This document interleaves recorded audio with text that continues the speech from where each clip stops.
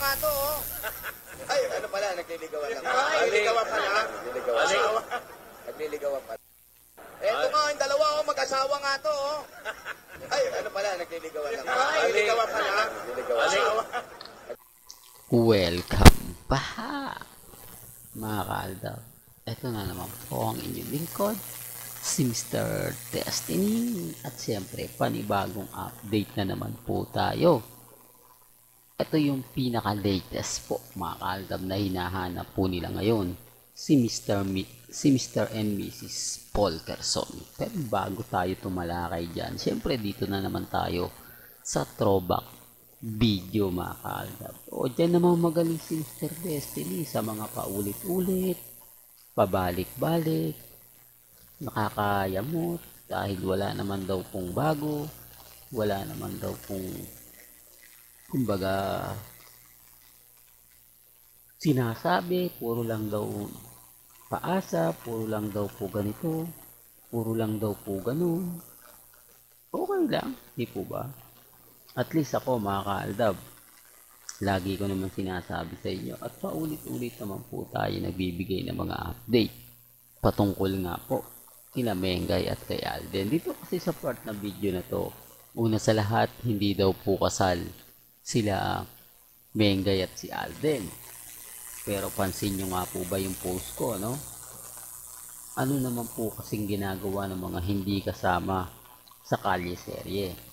Ano nga po ba mga bagay-bagay na kung titignan ninyo, talagang mapapaisip naman po yung iba. Hindi po ba? Pero andun na tayo, andun na yung point, mga kaaldab, na kailangan natin gawin yan, kailangan natin ganito. Sabi nga po ni Jose, mag-asawa na. Pero ang reaksyon ni Wally, nagliligawan pa lang. Pero kung matatandaan mo, sinabi ni Alden nung una, hindi daw po niya niligawan si Maine. Hindi po ba? Wala nga po raw ligawan. Ano to? Doon pa lang sa dalawang sinabi nila Jose, Wally, may mali na. Hindi po ba? Real to kaya, mga kaaldab. Doon pa lang may mali na. Pero gaya ng sinabi ko, may kanya-kanya tayong opinion. May kanya-kanya tayong pananaw. Well, balikan na po tayo o punta na po tayo sa ating pinaka-main update. Sinasabi nilang wala daw po o nasa Mateo Restaurant si Mengay kaya pumunta sa Bulacan para asikasuhin ang kanyang business. Ito, mga kaaldab,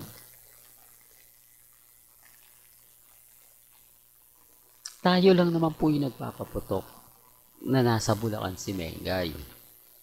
Yung mga ibang army, main fanatics, na nagsasabing malapit po sila kay Mengay. Wala naman po silang ebidensya at resibo. Hindi po ba? Halos same lang naman po yung mga sinasabi nila at pinapaliwanag sa mga pinapaliwanag at sinasabi ni Mr. Destiny. Pero hindi sila ninahanapan ng resibo. Hindi sila pinupush na magbigay ng ebidensya. Ako, mga kaaldab, sabi ko nga po sa inyo, walang post si Maine. Walang ganap na sinasabi nilang nasa farm. Hindi po ba? Nasa pamilya Atayde.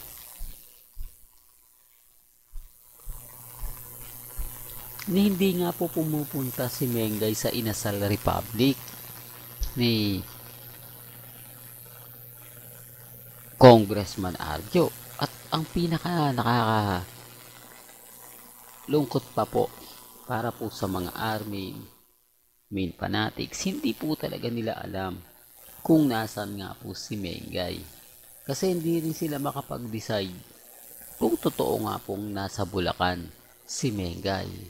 Binasag lang po tayo. Sinabi lang po nila na syempre andun si Mengay kasi andun yung family business niya o yung business niya. Kaya ako naman po sinabi yung family business kasi kapag pamilya nga po raw yung nakalagay dun eh.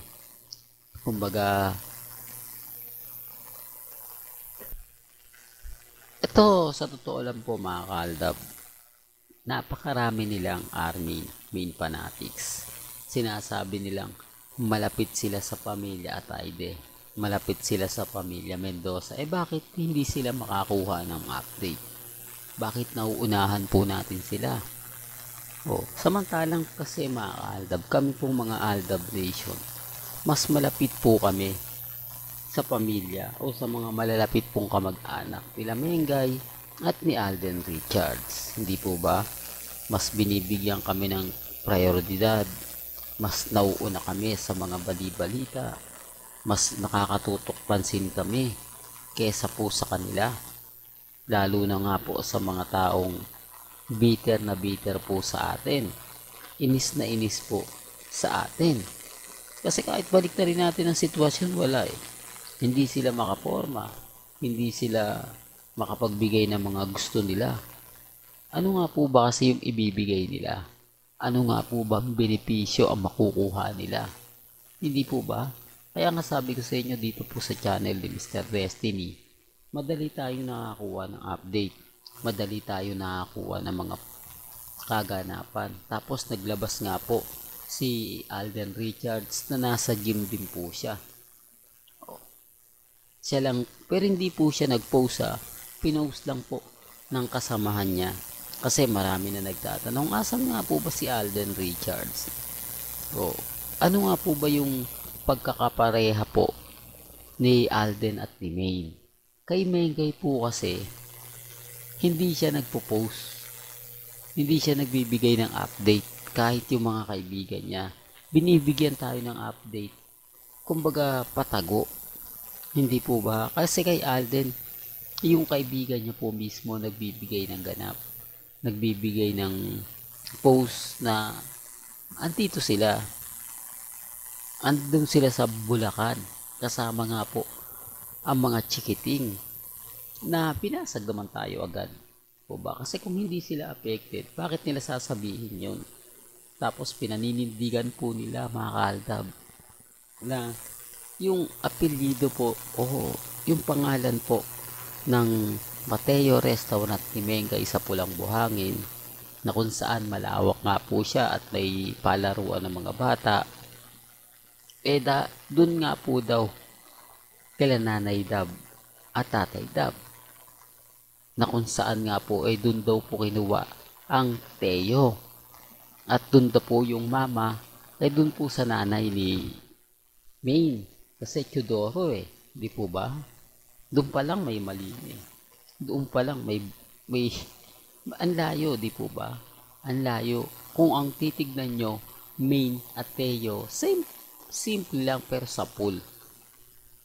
Hindi naman po pangalan yan tapos sinasabi nila pangalan lang daw po yan nila Ira at ni Mati. Ang layo naman po. Di po ba? Ang layo. Pero syempre hindi natin pwedeng i-push yan. Una sa lahat, bakit nga po ba may playground ng mga bata? Anong purpose ni Mengay? Bakit siya naglagay ng playground sa Mateo Restaurant? Di po ba? The real talk to. Bakit? Dahil alam po niya na yun po yung mga katanungan na hindi nila kayang sagutin. Yun po yung mga katanungan. Hindi, kasi marami kumakain dyan. May mga kasamang bata. Di po ba? Pero syempre, hindi naman po natin pwedeng ipilit yung gusto po natin. Hindi natin po pwedeng sabihin na ganito ganyan, di po ba? Kaya nga sabi ko sa inyo, ako kampante lang, relax lang po ako. Kaya nga napakarami pong bumabati ko sa akin. Chill lang, di po ba? Hindi ko na pinapansin. Kung bakit ko sinasabi sa inyo to, para po sa mga mamis, sa mga titas na binabash din po sa social media. Yung binabanatan po, literal, kung di ka mag-anak nyo, yung account nyo po mismo ang pinupuntahan nila, at kung ano-ano po yung sasabihin. Kung ano po yung naranasan po ninyo mga kaaldab na pambabatikos po sa Aldab Nation, mas nararanasan ko po. Sinishare ko lang po para din po alam po ninyo. Di po ba? Walang kandito na lang po ang ating latest updates. Kaya kung gusto niyo pa po ng pinaka-latest at sariwang update, abay tumutok lang po kayo dito po sa channel ni Mr. Destiny para updated po kayo sa mga bago at sa mga latest na i-upload po natin maya maya lang.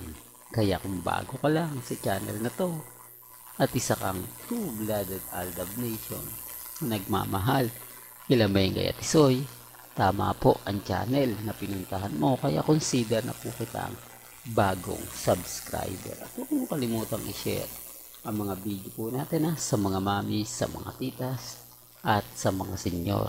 Hanggang sa muli, salamat po sa panonood at pakikinig.